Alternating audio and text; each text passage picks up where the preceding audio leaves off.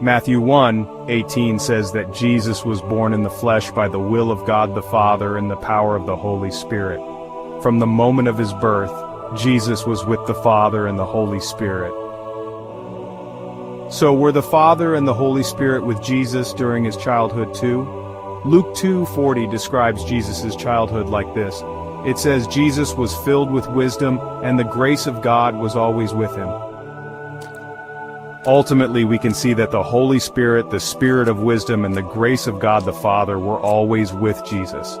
Also, Luke April 18:19 shows that the Father and the Holy Spirit were always with him during his public ministry. In fact, even without these verses, we know that from creation to eternity, God the Son has always been with the Holy Spirit and the Father. So what about on the cross? Do we remember what Jesus said on the cross? Jesus' last words, cried out with all his might, were, "Eli, Eli, lema sabachthani." What does that mean? It means, my God, why have you forsaken me?" Jesus' last words on the cross were words of abandonment. Abandoned by whom? By the Father and the Holy Spirit.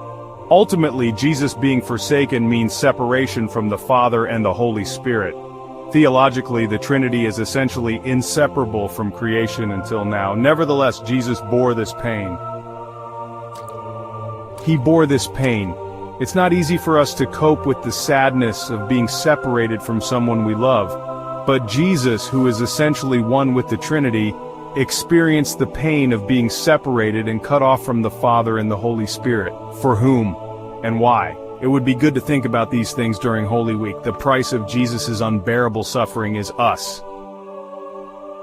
And during this Holy Week, let's take a moment to reflect on this amazing fact. The price of Jesus' incomparable suffering is us.